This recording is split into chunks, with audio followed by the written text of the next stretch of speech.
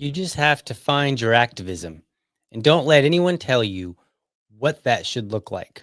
If you're doing the work and you're getting someone to think you're on the right path.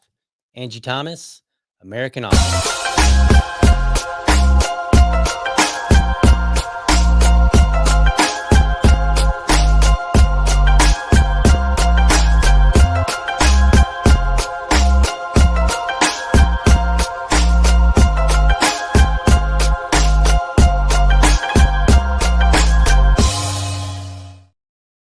All right. Good morning and welcome to another morning episode. Whoops, hit that button a little bit too quickly there. Huh, we'll let that little, that was an accident. Welcome to another morning episode of the Liberty Dad podcast, a discussion on politics and culture. If you're tuning in live, thank you so much for giving me your time so early. And if you saw the little, the little graphic pop up there, do me a favor. If you enjoy the show, be sure to like and subscribe to the channel. And for the really serious folk out there, hit the bell so you never miss an episode. A little premature there. I changed a whole bunch of behind the scene things. So I may fumble a wee bit as I get used to the new layout and everything.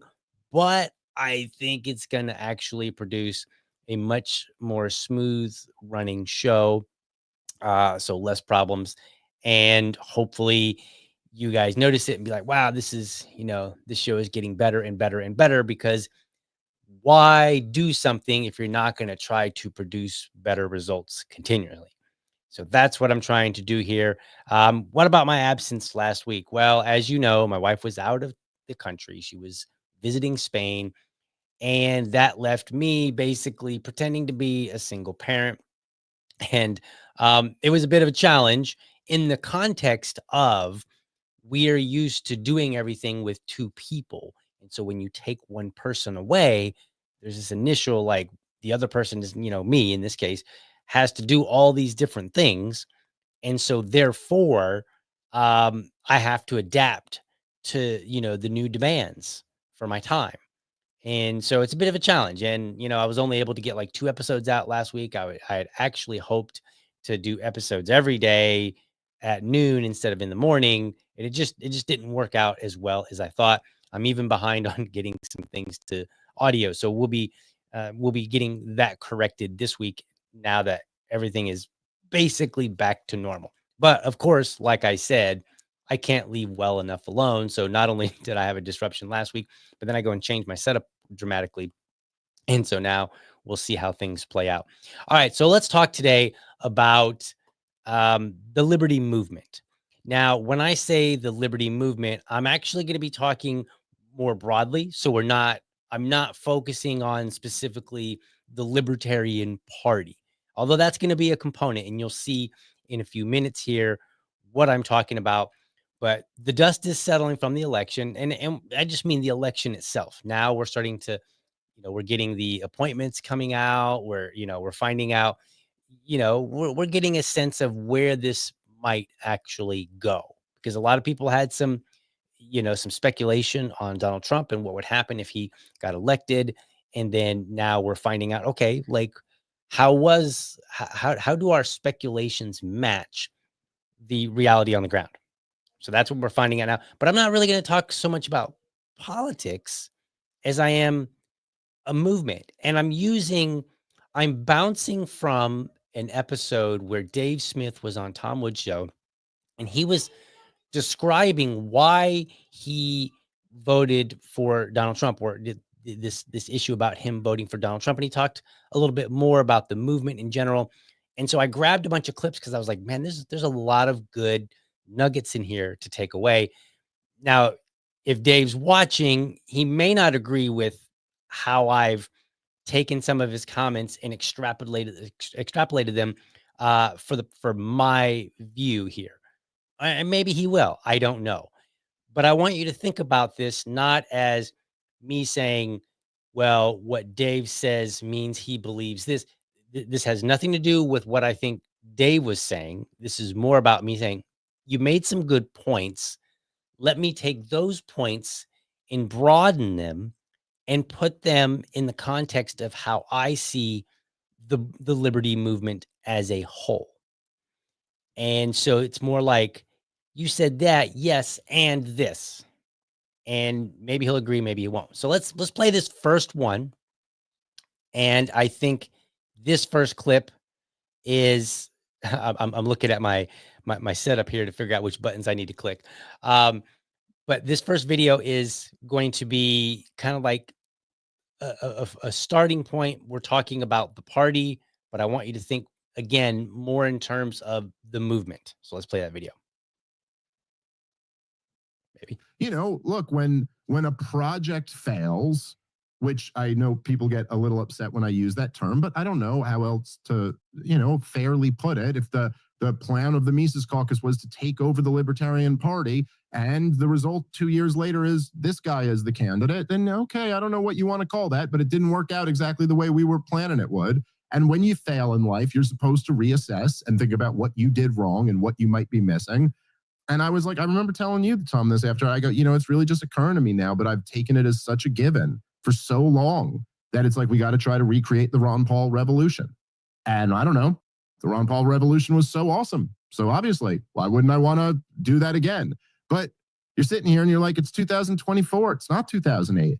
It's a drastically different world that we live in today than then. And just right on the surface of it, you go, the whole Ron Paul coalition could never be recreated today because immigration's the most important freaking issue, or the second most important issue. So you can't have open borders and people who see this as a crisis all on the same team. And look at it, the LP, it's the perfect example. Like, it's proof. You just see these people put together, you're like, this cannot work. I have no interest. The people, and I'm not saying this, I don't mean to color the entire party this way because it's like, it's not the majority, but the people in the Libertarian Party who are, I don't have to tell you, it's some of the like worst human beings I've ever met. I have, and they feel the same about me. Fine. I have no interest in being in the same thing as them. I don't want to be in the same like city as you. I don't want to be in the same town as you. And we certainly are not going to be in the same political movement. And I think at a certain point you go, hey, you know what? That's fine. Okay. So I disagree with him on a couple points. First and foremost, we'll lay out my disagreement here. Now everybody's free to say who they want to be in a movement with. But I disagree with this idea that we might not, that we need to look at it like, who do I want in the movement? Who do I not want? And so the basis of this show today is going to be talking about, it's going to be directed at you as the individual and like how you should focus your efforts. And I think the one thing that we should stop doing is deciding who we want necessarily in the movement, because then all that does is get us to focus on who is in the group rather than what is the group doing and producing. And so he's talking about this failure. Now, from the perspective of those who took over the party and had aspirations of, certain people becoming the presidential nominee, from their perspective, having Chase Oliver as the nominee indeed represents a failure. And again, this is from their perspective because they were looking for something different, and that's okay. And I think this is a good starting point because the Libertarian Party represents the most organized portion of the liberty movement. So it's the easiest to look at and specifically say, here's what went well, here's what went wrong, here are some metrics over it. Other elements of the liberty movement are a little bit more difficult. If you're an activist, like if we take all the activists together, how do we judge them? How do we determine whether or not they're doing a good job or not? It's a little bit more difficult. It's not impossible, but it's a little bit more difficult. So I want to introduce you to a couple pictures here that I have. And I think these are instructive when we're talking about failure. So let me put this up on the screen here. This first one, it says, and I posted this right after Chase was elected. Now, again, I'm talking in terms of the Libertarian Party, but I am going to bring this back to the movement as a whole. So I'm not, this is not Libertarian Party specific per se, so much it is using the party to kind of level set and have some understanding about the movement. So it's kind of just, it's in place of the movement as a whole because it represents the easiest thing to look at and to compare metrics and whatnot. All right, so I said the Mises Caucus lost for the following reasons. They promised a well-spoken, charismatic candidate and did not deliver. Then, from my observation, they played their hand too hard, but did not have the necessary support. Many members did not stick around after the takeover. Their desired VP candidate attended exactly 2 events. This is what got me in a lot of trouble with him. One Florida State Party convention and one national as a delegate, both for the takeover. And to my knowledge, he was never active at any other time. That was talking about Clint Russell. He took exception to that because he did actually physically attend more than just 2. But my point was you attended 2 as an active candidate, not as, I don't count attending as a speaker as the same as attending if you're running for a particular position. Those are entirely 2 different purposes, even though you actually may have attended them. So that's what I said there, and it did get me in a bit of trouble with him, and that's fine.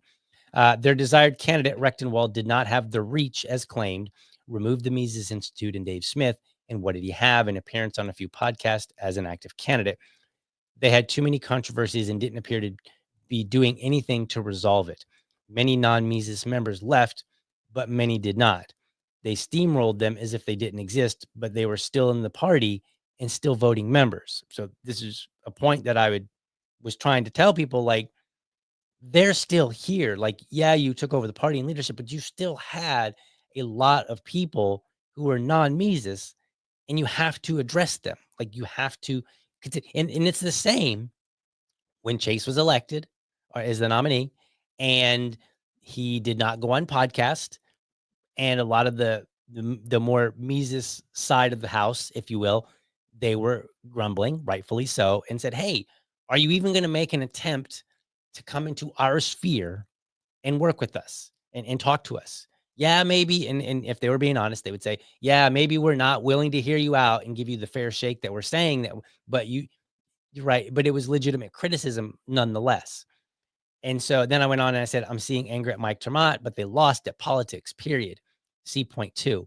None of this will be popular. Some may hate me. They earned this loss." So I was very critical of them over this. So I think that the Liberty movement is kind of flailing and flopping around. That doesn't mean there aren't any wins to be had. That just means that on net balance overall, I think we do have a lot of failures, and we have to understand what is the root cause of these failures. And then how do we get past these failures so that we can have wins, so that we can have very discernible wins in the areas where it's more clearly, we can more clearly be objective and say win, loss, right? So again, if you're an activist and you're out there making noise, it's a little bit harder to judge whether or not you've won than it is, like, say, a candidate, right? Because a candidate, okay, did they win or not? That's pretty objective. If they didn't win, did they meet some sort of threshold? And how do we define that threshold? Because everything has to be looked at as objectively as possible. And we have to try to measure and say, what are the results that we're getting? I saw a comment right before the show. Where's that comment? Let me see if I can't pull that up. Here it is. It says Tommy, the coffee addict. He says, as someone that does multiple things, CLC, Project Liberal, local LP, etc., this should be interesting. And so, like, yes, like, we all do multiple things. I thought I saw something else. Was that the comment that I was looking for? I thought, well, anyway, I don't know. Maybe I thought there was more to that. I thought there was more to that. I thought somebody said something about project leader, project. Okay. Anyway, for whatever reason, I was thinking it said more than what I just read, but that's okay. Solid comment nonetheless. People do multiple things. And when you're doing multiple things, you have to, when you're engaging in anything, you have to look at it as objectively as possible and say, what are the results that I'm getting? Period. Right? What are the results that I got? Why did I get these results? So let me move on. And I want to talk about, I think there are 3 areas that Dave highlighted that are holding the liberty movement back in every aspect of it. And so let's go and play this next video here. And this is going to be a little bit about the infighting. Maybe. I hate stupid libertarian slogans so much because, like, the whole thing about us is that we're not supposed to be stupid. Like, if you wanted to be stupid, then be either a Democrat or a Republican or a left wing or a right winger. Like, if you're going to be stupid, then just do the same thing your dad did. That's what everyone is doing. We went over here and said, hey, we have this whole other way of looking at things because presumably we've read some books and thought about some ideas. And so there should be something. And the idea of voting for the lesser evil is still evil. Well, that's really dumb. I mean, like, think about a hypothetical scenario. Just imagine, for the sake of the thought experiment, that 2 candidates were running on a thing and you knew they would implement it. You knew they meant it and you knew they would implement it. And one person was running on the status quo. We're going to keep everything exactly as it is. And you knew they were going to do that. And then the other candidate was running on a 50% reduction in taxes, a 50% reduction in regulation, a 50% reduction in foreign entanglements, a 50% reduction in gun control, whatever. Are you telling me that the correct answer there is for libertarians to go, no, voting for the lesser of 2 evils is still evil? What? Where do you deduce from our principles that I can't take the win where I get it? Now, I'm not saying the actual scenario is as cut and dry as that, but at least I think that would start you thinking about why. And by the way, for all the anarchists in the Libertarian Party, every LP presidential candidate always runs on a minarchist platform. So you're already voting for the lesser of 3 evils. Like, what? That's a compelling message. Not between 2, it has to be between 3. Like, it just doesn't make any sense. For people in this world, there's something kind of liberating about it. Like, where you're just like, yeah, no, I don't care about stupid libertarian purity tests. I just don't care about that. Well, also society doesn't care. That's very important to understand that. There is nobody out there who cares about that at all. 0. Okay. Perfect. Now, Dave frames this in the context of just one side. But he's correct. The libertarian slogans that we come up with, there's a time and a place for slogans. But like any slogan, it gets overused and typically very quickly. So he was talking about like the purity test, and he's kind of criticizing some of the anarchists who are like, hey, the vote here is a bad vote. You shouldn't vote this way because this person has this problem, blah, blah, blah, lesser of 2 evils, so on and so forth. So he's kind of criticizing in that direction. But I think there's also a criticism to be made of people that talk about like, hey, you need your party over principle. Like, that's a slogan that I heard all the time. Or for people that didn't get behind the Trump train, as you will, what did I hear from people? Hey, you're just addicted to losing. You fear relevance. There are slogans galore. And it doesn't matter what side you're on. Your side probably has a slogan that is doing more harm than good, because all it's doing is forcing people to choose one of 2 sides and focus on who ought be in the group and who ought not be in the group, or who's doing the real work, who's not. So what it's not doing, and for all my libertarians out there that love economics, okay, I hope you'll understand what I'm about to say. That's an opportunity cost. The more time you spend fighting with peers, the less time you have available to do actual work that you might be good at that would advance liberty or that would contribute to other people's work. We're going to talk about this contribution to other people's work here in a minute. But that's an opportunity cost. And this is one of the reasons why I'm like, look, we got to stop our fighting. We got to stop worrying about all of this stuff. If you don't like, if you believe that people are coming into the party or the movement and they're not suited, like maybe they're new converts or whatever, or maybe they think they're a libertarian, but you believe that they are misunderstanding it, then take them under your wing and work with them to bring them where they need to, because we were all new at some point. You know, I've often told this story when I was an aspiring web developer and I was studying, and I actually ended up getting a job working as a web developer. A senior developer told me, he said, a lot of developers get to a point where they forget what it's like to be new. And I think this applies very much so to libertarians. We forget what it's like to be new. We forget what it's like to not be a libertarian.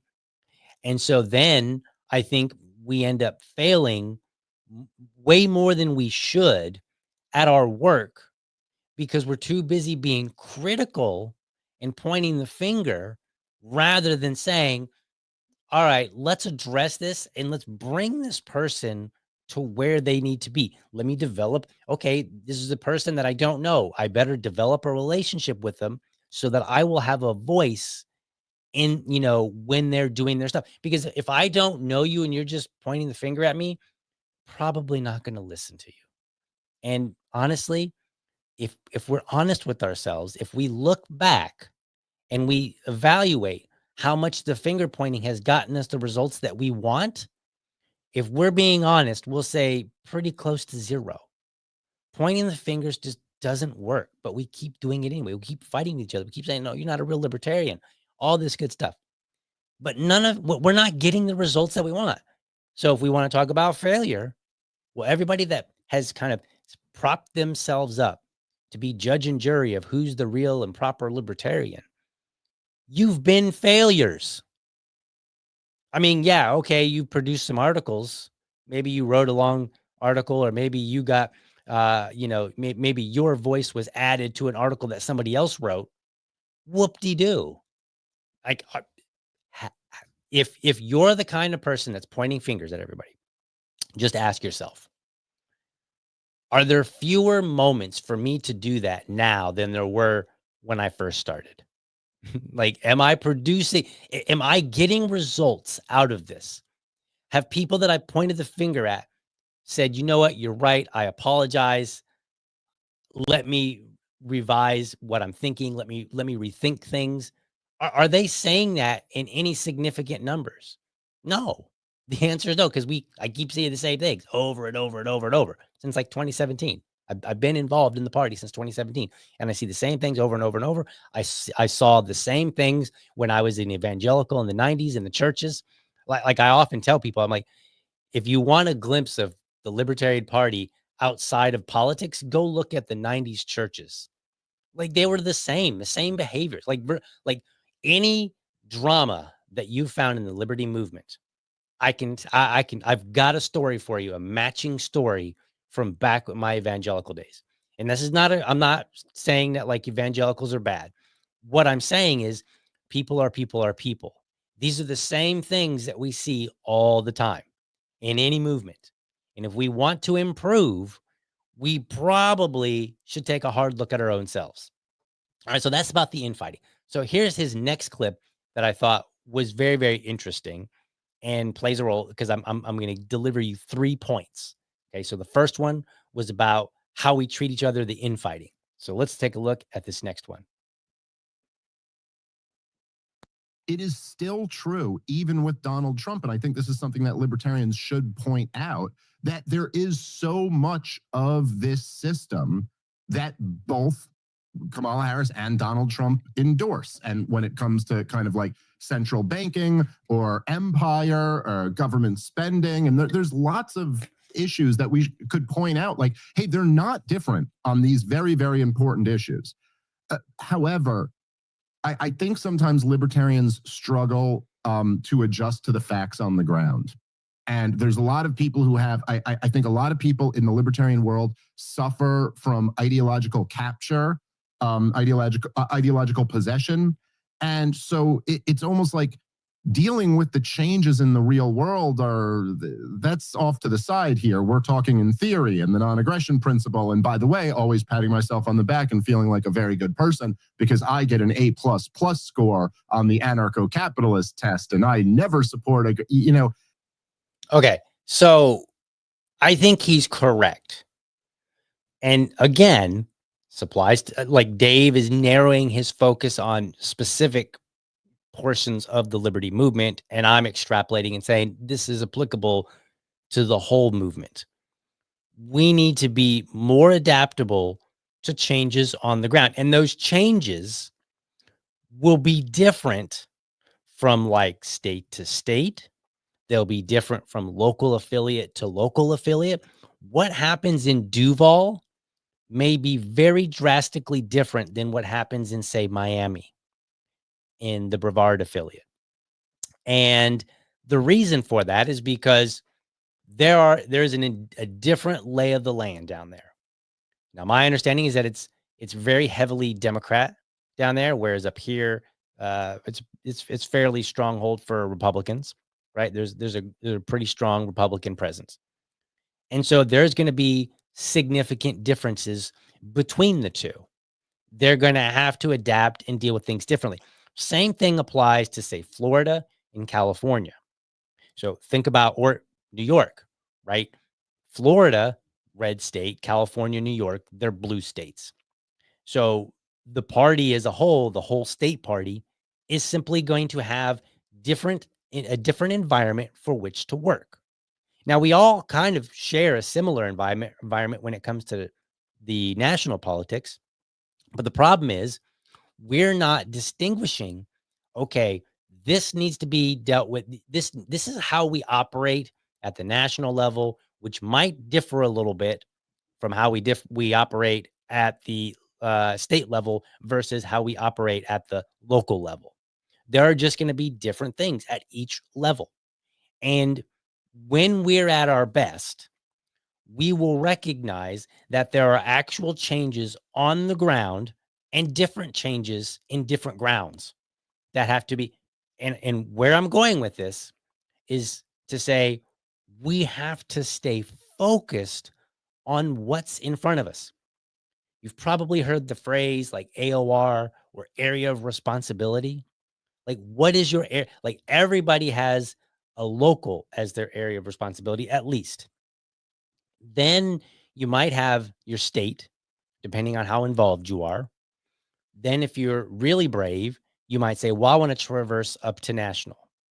So what I told, as the chair of the affiliate here in Duval, what I told members, I said, look, national, and I'm not saying like the party itself national, but I just mean the national level. And I said, national is more of a headache. So if you don't want that headache, then here's what I advise. Do your work, pop up, take a look around, maybe get a lay of the land really quick, and bring your head back down and continue doing your work. Let it go unless you want that headache. And the reason I say that is because there are two entirely different areas of responsibility. And so you cannot treat them the same. And things are going to be different. Things were different for the Libertarian Party when we had or here in Duval, when we got a new mayor, because our mayor was the Democrat, first woman Democrat, I believe, ever in Duval, right? So we have this different dynamic now. That's a little bit different than it was before. This is what I'm talking about. We have to adapt to the actual changes on the ground. Think of like if you're a project manager, you develop your project, right? You've got it on paper, and then you go to implement. There will always be changes that are necessary because something didn't go right, something didn't play out the way that you thought it would, something new popped up. There are simply changes, and this applies in any kind of project that you do. So if you're like, I'm going to open a restaurant, you've got it all planned out on paper, but then reality hits and then you have to adapt. Parenthood, Oh man, like I'm pretty sure every parent will tell you they had their vision of what it was going to be like as a parent, and then there's this reality that they have to deal with. Like and it's not a bad thing. It's just it is a thing. Because until you experience it, until you hit those bumps in the road, it's hard to envision exactly what needs to happen. You can speculate, but you have to be ready at all times to shift gears and say, you know what? This idea that I had, it doesn't work as well as I would want to implement in this manner. So I have to readjust. So I think our inability to deal with real world changes is a problem. And I think one of our issues is that we constantly try to look and say, well, if it works like this at my local level, it should work at like this at my state level. It should work like this at the national level. And that's not quite the same. They are all different. Now, there'll be some shared elements, but they are still indeed different. All right, let's play this third clip here. And so we're at infighting and real world changes. So let's look at this third clip. It is still true, even with Donald Trump. And I think this is something that libertarians should point out, that there is so much of this system that both Kamala, if you look up the word, if you look up the term red state fascism. Yeah, it was called the reality of red state fascism. Yes, the reality of red state fascism. And this is, and Rockwell throughout the whole thing is he's just blasting the post 9/11 neoconservative right wing. And he talks very bluntly, just goes, listen, from our perspective, The Nation magazine is a hell of a lot better than National Review. Let me tell you that. And, he quotes out of The Nation where they're talking about, the Patriot Act being unconstitutional or something like that. And he goes, but it's like, anyway, the reason I say it might be interesting for younger people to read is because I think this would not be the impression they'd get of Lew Rockwell right now. Like, they'd be like, really? Lew Rockwell wrote this about how the right wing in America was so much worse than the left wing? And it's like, yeah, because that was the reality at the time. And so it was important at the time to just sit here and like, if the Republicans were saying, if you don't support the Patriot Act, then you're a terrorist, and the Democrats are saying, no, we should repeal the Patriot Act, then the libertarian doesn't just sit there and go, they're both statists. No, one of them is a lot better right now than the other one was. I remember this time very vividly. And like maybe just in rhetoric, and once the Democrats took power, we found out they were just as bad, and that could possibly be the same in this situation. Okay, correct. There is always let me think if I want to say always, because we have to be careful when we're using absolutes. But for the most part, I think it's a fair statement to say that the Republican and the Democrat parties, on one hand, they are indeed two sides of the same coin. On the other hand, think of the coin and you drop it on a table. It's pretty much always going to be one side up, one side down. And in these rare situations, you might drop it on the table and it stands on its side. I don't know if that's a great analogy, but I think it works. Point being, there's always going to be one that for us is worse than the other, and they're not going to be the same. It could be in different moments. So he talks about the Patriot Act, which the Republicans were really, really all about. They were like, oh, we got to have this Patriot Act. It's really important, yada, yada, yada, national security, all the cool buzzwords that they like to say. But then years later, what did we get from the Democrats? We got Obamacare, right? We got the Affordable Health Care Act. And that was the Democrats' big thing. And Dave is correct. We find out later that the other side really isn't as different as they were claiming, because after the Patriot Act, did Democrats at any time make any substantial effort to repeal it? No, they did not. After the the Affordable Health Care Act, at any point, did Republicans make any serious attempt to repeal it? No, they did not. Right. And then, like, they didn't even have an idea at the time, a competing idea. I remember I was like, hey, like, I think this Obamacare, this Affordable Healthcare Act is a terrible idea. Where the Republicans they were like, well, we're working on a plan, blah, blah. But they didn't have one. They didn't have and say, all right, Americans are concerned about this. Here's the Democrat answer, and it's a terrible answer. And here's our answer, which is totally better. You should take a look at it and vote for us. That is not what happened. What happened was they screeched. And then after it was passed, they basically continued on for the most part. Like, I think there might have been some provisions and stuff, but for the most part, they basically capitulated. And this is why I'm a libertarian, because I kept seeing this bounce. I call it a ping pong back and forth between the two, right? One side says, hey, I'm going to pass this legislation. The other side screeches all to hell. And then it gets passed. And then side B, now they get to be in power, and they really make no moves worth considering to try to repeal it or undo it or modify it, make it better, if you will. None of that stuff, right? And so then it just goes on, and we keep that legislation. And then what happens? Well, side B gets their turn, and just goes back and forth consistently all the time. However, it is true that there's always one that's a little worse. Now, we might disagree on which one is worse, but I think the fundamental starting point for everyone is to acknowledge, yes, one is worse, and it may not be this one. It may be the other one, depending on what's happening. And I think the Affordable Health Care Act and the Patriot Act, both of those give us the most clear distinction between two of them being worse than the other. We know one being worse than the other at different times. And this applies again locally, state. What's happening here in Duval may not be happening in your city, in your county, and you may not have to deal with that. So this kind of goes back to that real world changes.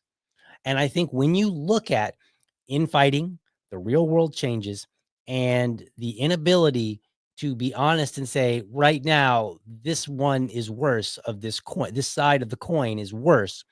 I think these three issues lead us to some of our biggest problems in the movement, because we start focusing on what other people aren't getting, like in our mind, right? It's like, oh, if you just read this article, you would totally, if you just heard this podcast, you're totally going to understand where and so we're focused on what other people are not doing or not saying that we want them to. But the truth is, we really need to just focus on our own work. So let me play this last video clip here. And this video clip, I think, is going to give us a lot of insight. And I think it may be the single best answer to all three of those issues: infighting, real world changes, and one being worse, one, of the duopoly. So let's play that video. I see a situation, a budding situation here where I got to say, and like, people could take this the wrong way, and like, fair enough. There's some self-interest involved in this here. So this is something, I think I got to think about and kind of try to be aware of. But, as for me personally, right, it's kind of a weird situation to be like, oh, okay, like I don't have any relationship with Donald Trump, but I have like very close relationships with people in his immediate inner circle. Exactly. And not just like a close relationship, like I know this guy and I see him on Thanksgiving. A relationship like, this guy has enormous respect for my views and has been persuaded by many of them. And I really have his ear. I'm talking about Tucker and Vivek and Bobby Kennedy and Tulsi Gabbard and Rogan, of course. And like, they're like, oh, that's kind of interesting to me. I don't know. Maybe I ought to consider this for a moment. Like, perhaps the best use of my abilities for the prospects of liberty is to try to influence this thing as much as I can. I have a bit of a seat at the table here. Okay. He is 100% correct. When you find that you have a seat at a table that is not your table, you're not like, it's not your table that other people are coming and sitting down at, you're sitting down at somebody else's table. That is your opportunity to reach out and grab by the horns. And in Dave's case, He is talking to people that have huge audiences, and he has a seat at the table to influence them. He is in what I would consider to be the right role. So here's what I said a long time ago, and I've said this breathlessly, just constantly. I've continued to say this. So we'll go back to one of these Twitter comments here. So here's what I said. I got it up on the screen. I said, Dave is where he ought to be, doing exactly what he's doing and crushing it. Now, at the time, I was talking about he was going on debates like Zero Hedge, against people that have huge audiences, Laura Loomer, so on and so forth. And then I continue on and I said, I find the idea that as a candidate, he'd bring more attention to the movement or the party based on hope, not evidence. So this is at a time when everybody was lamenting and they were like, man, how come Dave isn't running for the candidate? Because he's our best voice and this is where he's got to be. You weren't people that were saying that. They need to reevaluate because they didn't understand where his correct role was. And these are supporters. So it's not like I'm criticizing and saying, if you're being critical of this person over here because you don't like them or whatever, you need to stop doing that. What I'm telling is everybody needs to do some introspection and they need to look and say, am I really understanding this whole liberty thing properly? And I would argue most of us are not, because we're too focused on infighting. We're not developing our ability to adapt and change to real world, the things that are happening around us in the real world. We don't say, okay, in my city, this person got elected. What does that mean? What do I need to do, if anything, that's different than I was doing before when they had the other person elected from the other team? Are things going to be a little different now? Do they have a different agenda that I have to adapt to? That's what we ought be doing. But instead, too many people are too worried about what other people are doing. And a lot of you aren't even good at it. I'm sorry. If you were the kind of person, not even the kind, if you were the person who said, Dave has got to run for president and things are going to be great. And many of you said he will get so much attention. You were wrong objectively, because as I pointed out early on, and there's a tweet out there somewhere, I was like, what podcast, what show does he not have access to that he would have access to as a candidate? There wasn't any. The man's been on Joe Rogan several times. What happened when Donald Trump went on Joe Rogan? His numbers tripled or something like that. They doubled or tripled. I can't remember which one exactly, but they went up, right? And Dave Smith has been on Joe Rogan already. And he has influence with people like Joe Rogan and with people like Vivek and people like Tucker Carlson, who have bigger voices than his own. So he is in the right role already and has been. Now, the real goal is for the rest of us to find our right role. That, I believe, is the answer. And it's very simple. Focus on your own work and stop worrying about everybody else's work. That doesn't mean we can't get behind people, right? If the Spike Cohens decide to run for office, that doesn't mean that we can't get behind him and be excited and be part of that. But if he chooses not to run, months later, we should not be lamenting it, because things on the ground have changed. At one time, there was an opportunity. Hey, this man might run for office. Well, when he decides not to run, now things have changed. You need to adapt. How are you going to adapt now that the person that you had hoped was going to run isn't? It doesn't matter who the name is. It could be Spike Cohen, it could be Larry Sharpe, it could be Dave Smith, it could be anybody.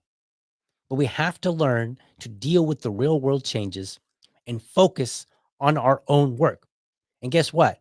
The more Dave focuses on, learning what he needs to know in terms of like what's happening in the world, how to understand it, maybe some of the historical context and all that good stuff, the more that he does that and then goes out to these debates with like Laura Loomer and gets on podcasts like Joe Rogan, the better he is at being able to communicate this stuff.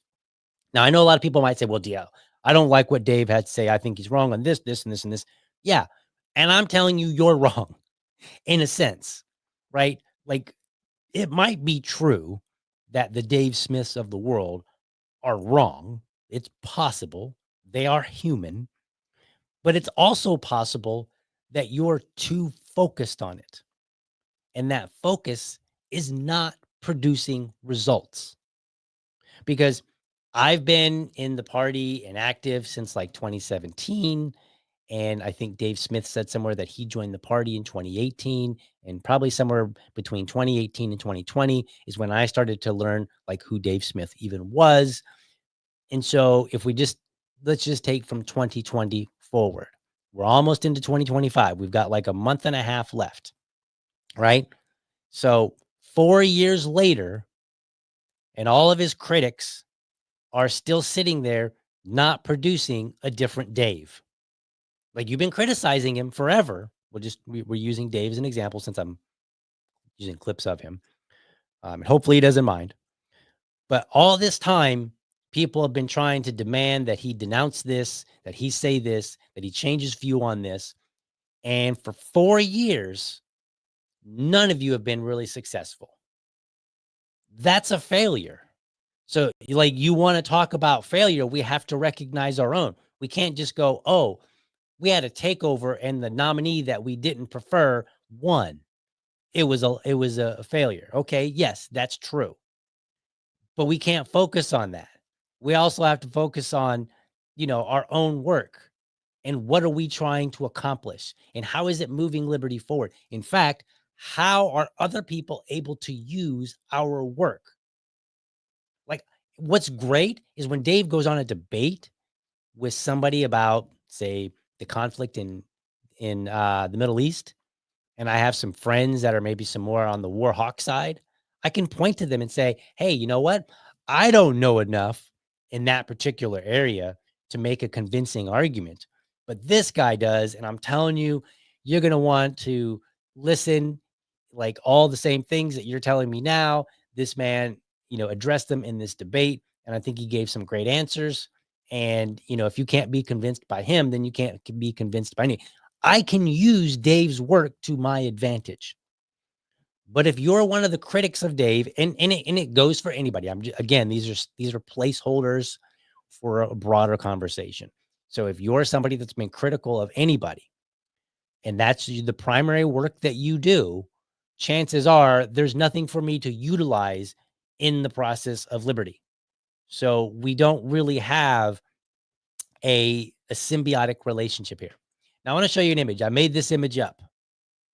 And I think this is going to be illustrative of roles and where people need to be. And this is not a new talking point of mine. I've discussed this over time. So here's this image up on the screen for anybody that's not looking at it. Maybe you're listening to the audio, whatever. I'll just describe it. Think of a triune graphic, like a triangle or something with 3 equal parts. And in one of the parts, the top part, and so all the different elements kind of go together hand in hand to make this triune graphic. And so if you take one out, then it will obviously look really weird. So imagine taking like a corner from a triangle, and then now you have like some other shape, this open shape, right? So it's kind of similar to what we're looking at here. So on the top, on one of the 3, I've got activist. One of the 3, the second one, I've got leadership, and then I've got candidates. And in my opinion, everybody in the liberty community falls into one of these 3 categories. And you fall in as either a primary or a supporting individual, one of the 2. So let's take a look at what this means. If you're an activist, you are effectively drawing attention to ideas. You could be a public speaker, you could be a podcaster, a protester, a writer, you could be a journalist, right? Like there are many different areas under which you can utilize the activism to draw attention to ideas. Then you have leadership. So when I say leadership, I'm very specifically talking about party officers. This can be at the local, state, or the national level, obviously. Then on the lower right, you see that it says candidates. So you're somebody that's a candidate for public office, again, at the local, state, and national level. So everybody falls into these areas, one of these three areas, and you are either a primary individual or a supporting. So if you're a candidate and if you're somebody running for an office, you're the primary person under the candidate umbrella. Now, people on your team that are helping you, maybe you've got a social media manager, that's a supporting individual. They're helping you as the candidate, right? Same thing goes with leadership. So let's say I'm the chair of the party here in Duval. So therefore, I'm a primary in the leadership role. However, let's say I have some people that they don't want to have any leadership roles or responsibility whatsoever, but they're going to post a meme, on our Facebook page every single day. So that person is in a supporting role of leadership. And you could also argue that they're in a supporting role or some role as an activist because they're bringing attention to ideas. Now, here's where it gets tricky, because I tell people that I think most everybody can be good at one of these. Many people can be good at two of them. I've yet to find somebody that I believe has provided evidence that they're good at all three. And so therefore, I don't believe that anybody can be really good at all three. So let me take some names here. Spike Cohen, right? We're going to use Spike because very notable name and a lot of his record is out there. And I'm not saying anything bad about him. He would be considered an activist for his You Are the Power. And then he has also been a candidate for public office. He has done those two roles. Now, is it possible that he could be a good leader in the party? Maybe, but I haven't seen it yet, right? And he would be the first person, one of the first people that I would look at to say, have you done all three of these equally well? Now, it's not to say that you can't do them, like you can do anything, but I think that we need to focus and say, number one, I'm going to aim for one of these. And you have to identify, where do you best fit? Where have you produced results that others can use to advance liberty? Think of it that way. If you're producing results that others have used to advance liberty, that's an area for which you are good at and should be in. So I think you can do one of these. Now, it may be that you say, well, I want to do two of these. Maybe you say, I was an activist, but man, I've been part of the party for a while, and I think I could do the role of, whatever seat very well. I'm going to give it a shot. And I encourage people to try, right? Like you should get out there and see what you're good at, but you should also be willing to take a hard look and say, no, that wasn't for me. That's not something I'm good at. I'll tell you right now, all day, every day, if you ask me, DL, will you come and help me fundraise? I'm going to give you a flat no. We're not even considering it. I am a terrible person when it comes to fundraising. Absolutely terrible. Awful. I hate it. I don't do well. You're not going to get much money. When I call you, one of your donors up on the phone, I'm going to stutter and stammer like I've never spoken before. And you're not going to get good results. And I know that. And so I stay out of that area.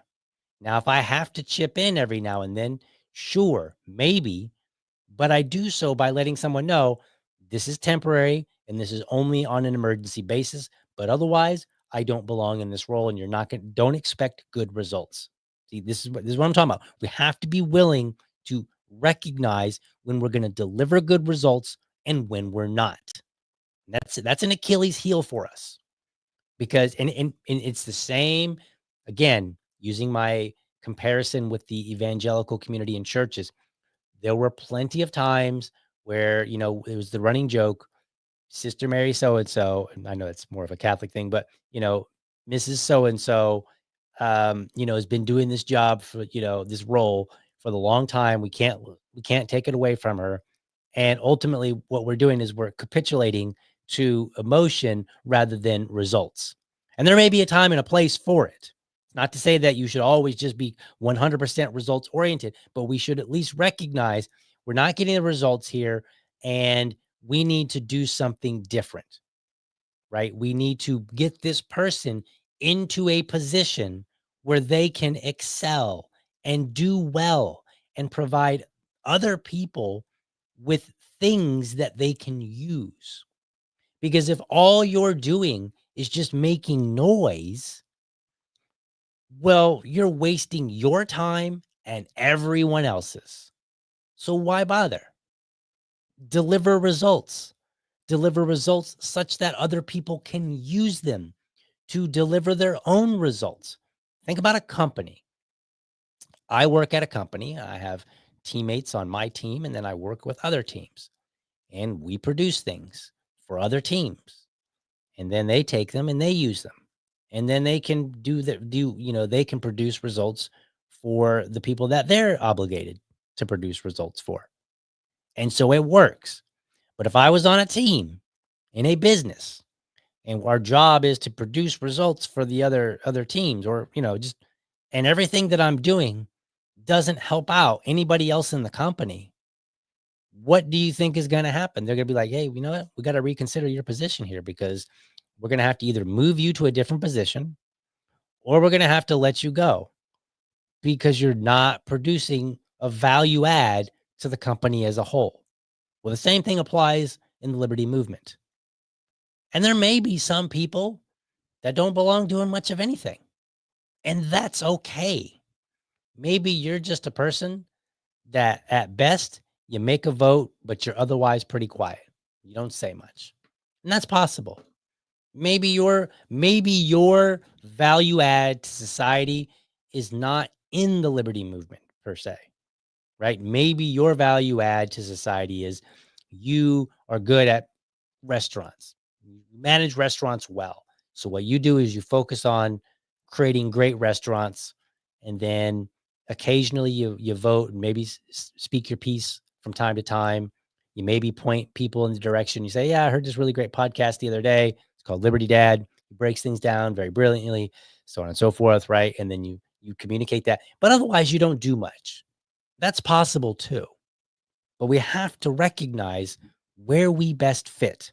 And we have to be comfortable being told, I'm not a good fit here. We have to be comfortable with earnestly telling other people, you're not a good fit here, but you would do well here. And before we can do that, we have to learn to recognize when somebody is in the right role, when they're producing things that we already can utilize. This is why I understood it a long time ago. And I was like, Dave's already doing a lot of work that I can use.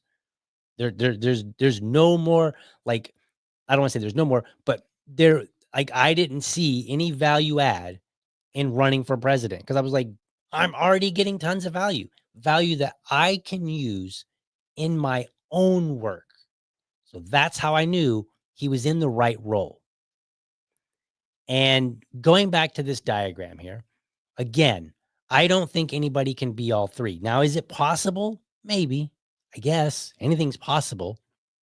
But what I believe is that you're more than likely going to be two, and in many cases, there may only be one.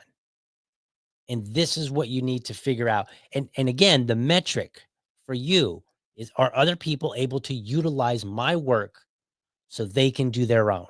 The same as in a business, right? If you're just producing work and it's just for you and nobody's using it, I mean, that's fine, but you're not really contributing to the movement. And the reason I'm using this diagram is because it illustrates this symbiotic nature. We've got activist with the gray, and it's wrapped around leadership, which is in black, which is wrapped around in candidates, which is in yellow, which is wrapped around the activist. And so this creates this nice circle, this kind of like triangular circle, if you will, to kind of create what I see as this broad movement. Now, if a lot of people like to criticize everybody else, and they're like, well, I hold other people accountable. But I don't think that's a primary role, because I haven't seen anybody do it well where it's like your focus is holding other people accountable, and you do it well to where people are actually changing. All I see is people just ginning up controversy and animosity. And so you're creating problems, because I don't believe that holding people accountable is in itself a role. But a lot of people in our movement, they've kind of put on this hat on their own accord and said, I am the hall monitor. But you're not producing results. You keep monitoring the hall and kids keep running down it. You're not doing anything to make changes. People aren't using your information to further advance and produce more liberty. It's just not happening. Yeah, maybe your work has produced some information and then I talk about it, and so then I get some viewers. But at the end of the day, what real change was made? None. None. And I've watched this over and over and over. And Dave Smith is a great stand-in for that, because for years now, people have been like trying to control his voice. You need to condemn this. You need to, you need to change your view on this. You need to say it like this. You need to. It's just this constant you need to, and you haven't moved him. Now, it's not to say that he hasn't been influenced. Dave has certainly been influenced by people who are doing the role they ought to be in, by producing results that he can use to advance the work that he's doing and influence him. That's how you know when you're in the right role in producing good work. If that's not happening, it's time for a self-evaluation. And I promise you, I don't care which team you're on in the liberty movement. This happens in all the teams. It's just the way it is. And one more word about people, because I think one of the biggest problems that we see in the liberty movement in terms of people in the wrong role are people who have kind of self-appointed themselves as the person that's going to hold everybody accountable. Here's the problem. Virtually none of you do it evenly. In other words, the people that aren't on your team, you're pretty good at criticizing them. You may or may not get it all right, but you're pretty good at, keeping on top of that. But then you're not so good with members of your own side. And you're not moving. And even for some of those who have kind of said, like, look, I can criticize my side as well as the other side. If you're not producing results, then you're just spinning your wheels. And you've got to be right in the long term for the same reasons for which you started out on. So if you say, well, Dave Smith is, he's all wrong on all these points, and I called it out years ago. And actually, I'll give you a better example. A lot of people have said, well, Dave Smith is just, he's a Republican. He wants to bring in this, make the libertarian movement Republican. Okay. Well, if your initial reasons for saying that are different than your reasons for saying it now, and we're making an assumption that it's true, which I actually disagree with, by the way. But let's just say that it were true.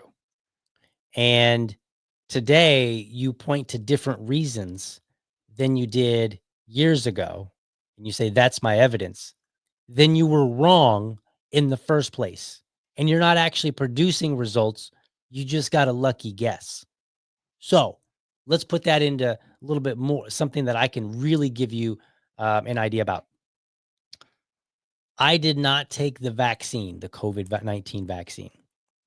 I did not take it because when I looked at the data, I said, I am not somebody that's at risk.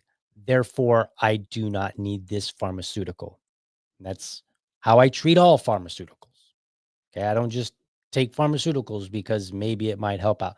I try to say, do I need this? What do the facts on the ground say? What is the evidence that points toward me consuming this pharmaceutical? And so I said, I'm not old. I don't have comorbidities, any, but more specifically, the ones that at the time were understood to create the higher risk for getting COVID and higher risk for being hospitalized over COVID. And I have those: overweight, diabetes, high blood pressure, all that's fine, not an issue. And I'm not old, right? Like 70 years old or something. I'm 46, so kind of old, but not that old. And so I looked and I said, those are the reasons I'm not taking the vaccine. Plain and simple. I'm not at risk, according to the data. Years later, 2024, when I look at the data, I say the data still says I was not at risk. I made my decision on the basis of evidence that is still solid evidence today, and is the evidence that even medical communities would use. That's how I know I was correct. And if you are doing something in the liberty movement and you're making a proclamation and you're saying, well, this person's a bad person because of this, and then it becomes a different reason later, well, you were wrong and you got a lucky guess.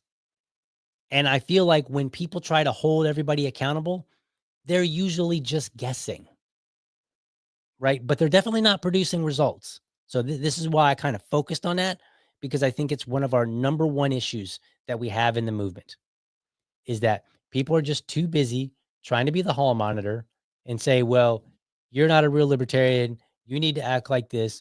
You need to say this. You need to believe that, blah, blah, blah, blah, blah. Shut up. Go do something constructive. Now, you might be asking yourself, like, DL, who are you to make all these pronouncements? Well, I'm a podcaster. Just kidding. I mean, I really am, but that's not really my rationale. But however, I will say this, that in itself doesn't qualify me. However, consider that I have been making observations over time, and my observations at the time turned out to be right later for the right reasons. So in episode 337, I had a discussion with our current chair of the LNC, Angela McArdle.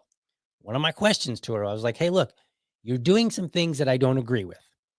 But what I'm really interested in is not that a lot of people might disagree with it, but do you believe that people will come around? Do you think people are going to later on look back and say, okay, I was wrong. I believe that, she got it right. And you know what? Mea culpa, all that good stuff.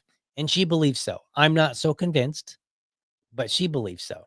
But this is the observation that I had at the time. Like, a lot of people are just getting mad and saying, you're doing this and I don't like it. And I'm looking and I'm saying, okay, what is the future impact of this look like?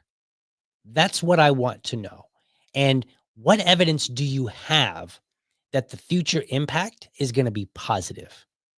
Like, that's what I want to know, because that tells me if you understand your role properly, you're thinking ahead and you're like, all right, I'm going to shake things up and people are going to be upset. What do I do, or how do I do this so that later people will come around to my ideas? What do I need to do? And if you've thought about those things, then that's a good start. Now, if you have no idea, and I assure you, a lot of people have no idea, you can ask them, like forward thinking questions. How is this going to play out? What's your expectation? Are you prepared? And this is a question I ask all the time. Like, I asked Angela this in episode 63 when I interviewed her before she was the chair for the first time. And I questioned her and I said, hey, look, you're going to be doing some radical things.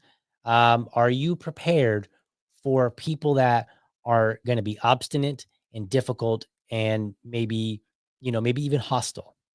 And, I questioned on that. And I said, and she said, well, we got to change the culture.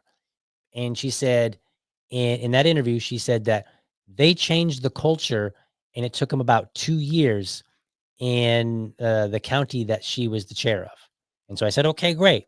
It took 2 years to change a county. Is it possible that it's going to take 2 years or longer than 2 years to change it at the national level? And she said, there's a good chance. Yes, probably. So as she spent her first term, a lot of people were mad at me because I was like waiting. I was taking a wait and see perspective, because I was like, all right, you're shaking things up. We're losing members. We've lost some donors. I get it. It's not good. It's not the results that we want to see. But if we've already acknowledged that it might take a couple of years to change things, that we change the culture first, then we can be a successful organization, then I have to wait. That doesn't mean I can't question things along the way, but I got to bite my tongue a little bit, because I need to allow time to occur for me to see the results. And again, like, this is like, if you start looking at it from that perspective, I think you're going to start recognizing better ways to evaluate your peers, if that's the kind of role that you want to be in, right? And again, I don't think, if that's your primary role, I don't think you're going to do so well at it. But if you do it kind of like on the side, so kind of like what I do, where I'm a podcaster, most of the time I talk about issues, I talk about ideas, I try to come up with interesting ways to explain things, ideas that I believe in. That's my primary purpose as an activist. Going back to that diagram, I'm an activist in this capacity. My idea is to bring attention, or my goal is to bring attention to ideas in general. This is not a podcast to hold people accountable, but that doesn't mean that I don't do it from time to time. But it does mean that in order to do that, I have to take an objective look at the situation. And sometimes I've got to take a wait and see approach. I did it for our local community. A couple of years ago, several years ago, city council was looking to pass a 6 cents gas tax. And there were town halls, and I went to one of the town halls, and I did an episode on this, and there's a video out there of me asking, but I went out there and I said, hey, look, I said, you're going to pass this, because you want to fund all these infrastructure projects. And I said, but here's the thing with gas tax. Gas, we're moving more and more toward electric vehicles, and we're always looking to improve our gas usage, our fuel usage in our cars, right? We're making improvements on how to go farther with less gas. And, we're including electric vehicles. So I said, well, what evidence do you have that a future Jacksonville is not going to have to pass more tax legislate, add more taxes to the citizens to continue funding the projects that you got started from taxes on a commodity that we're actually trying to use less of, in a sense. And they didn't really have an answer. So it made it very clear to me that this was going to be, in the long term, I will be right, almost certainly, that we will have to have more taxes, or some projects will stall, or something negative will happen. But we're not going to see good results. And the reason I know that, because I asked a question about the future, and I was like, are you prepared for changes in the future? If you weren't prepared for changes, if you can't give me a competent answer, then the answer is you're not prepared. So what is that? Like, I'm telling you this to kind of say, like, look, I think the kind of questions that I ask qualifies me to kind of construct this view of the liberty movement, package it up, and tell it to you. Will I be 100% correct? Probably not. Will somebody else be able to take what the ideas that I'm putting together and improve upon them? I surely hope so. And I hope they do. That's how I know that I'm being productive with my time and yours. So I think those are the kind of things that qualify me. I've also interviewed like 20 to 25 libertarian candidates over since like 2020. I will tell you this. I mentioned it the other day on a podcast. I will probably continue to interview libertarian candidates. However, in the past, my view was I'm not going to give them a really tough interview because I don't want to embarrass them.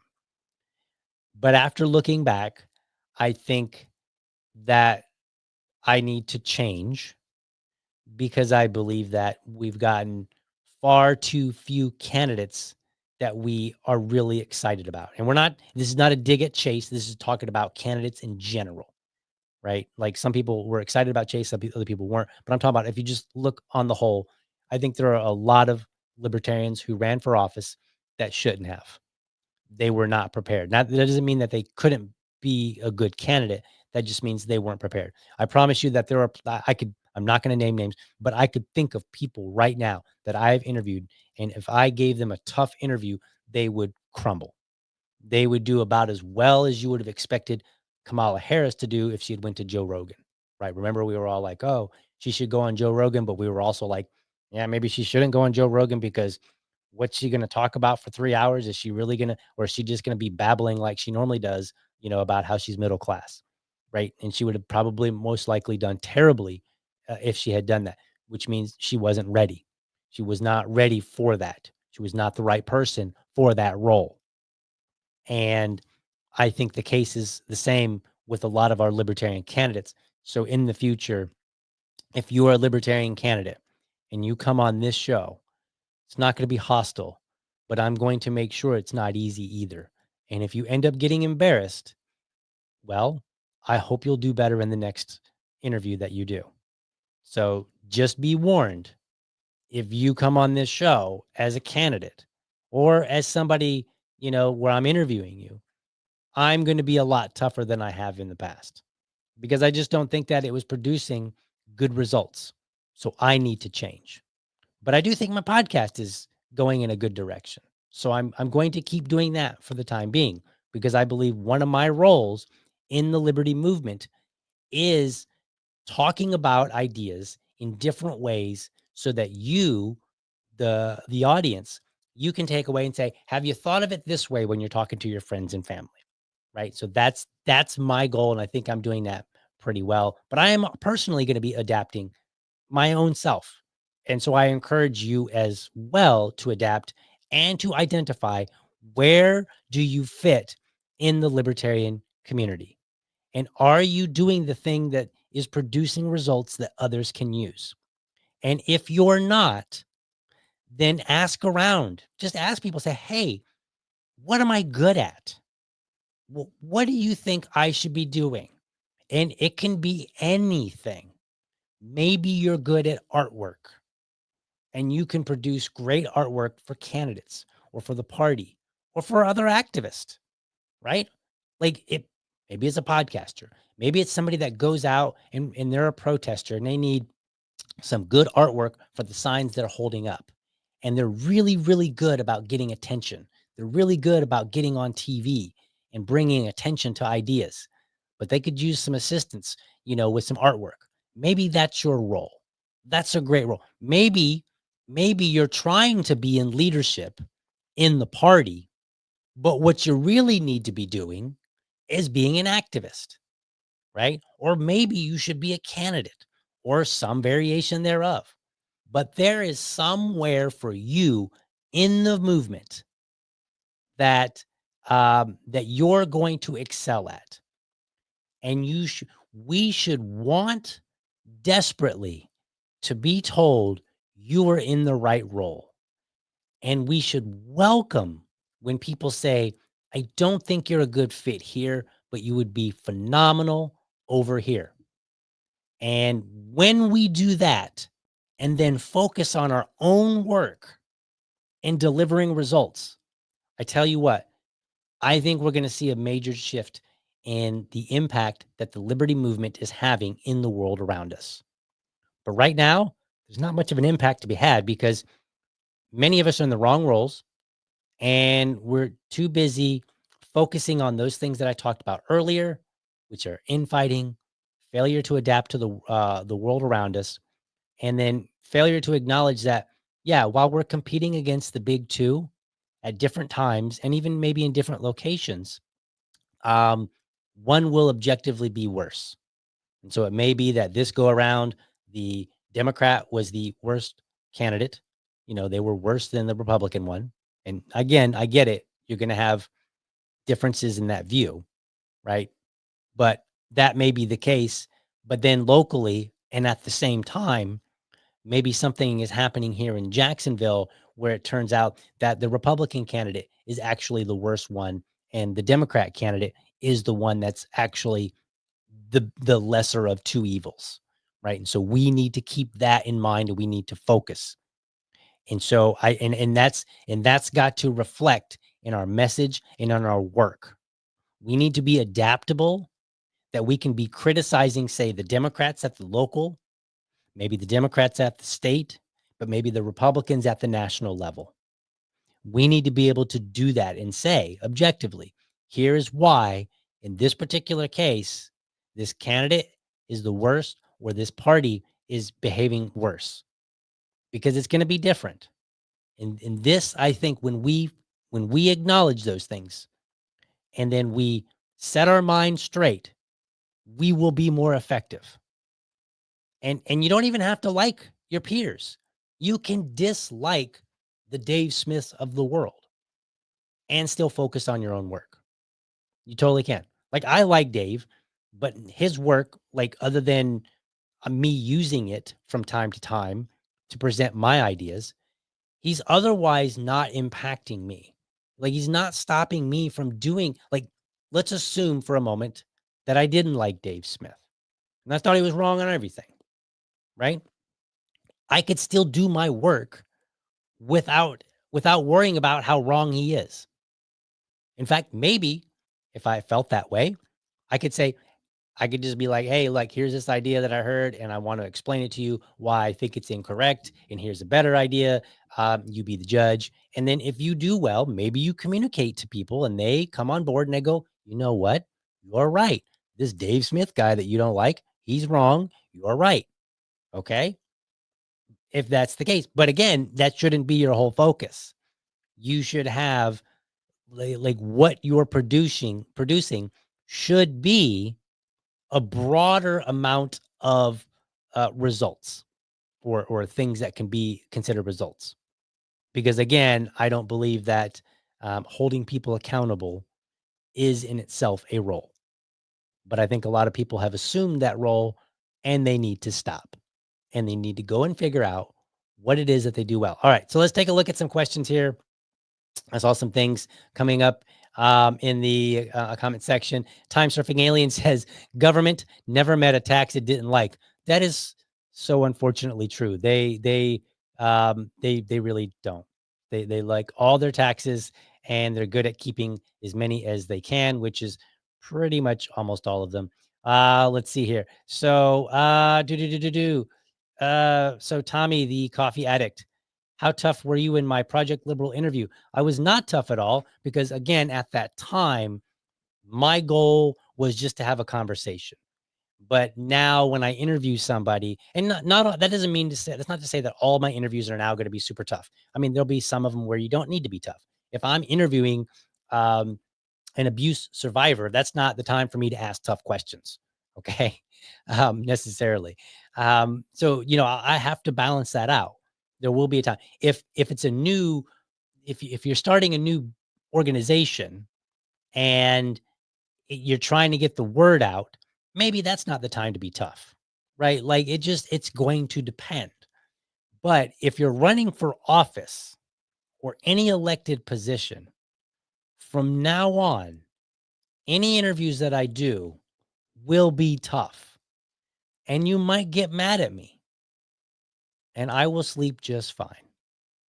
Because I have determined that I was not producing the best results by doing it differently. So I'm going to change and I'm going to adapt, and we'll see how that works out. All right, folks, thank you so much for watching the show today. Hope you found it informative and inspiring. Be sure to catch me Monday through Friday, 7:30 a.m. For an informed discussion on politics and culture. By the way, we should be back to normal now. Wife is back from Spain. She got back Sunday night. It was a little bit off yesterday because I was up way late, like 1 or 2 in the morning, picking her up from the airport. And I ended up waking up late and I couldn't put together a show. But today marks the day that we're back. So we're good. Be sure that you're subscribed to my YouTube channel, or if you prefer my Rumble channel, you can go to youtube.libertydad.com or you can go to rumble.libertydad.com. While you're there, leave me a comment. Let me know how I'm doing. Last but not least, I want you to remember, if you're a champion of liberty, your business is people and your product is liberty. I want you to have a great week. Catch you tomorrow. But for now, I'm out.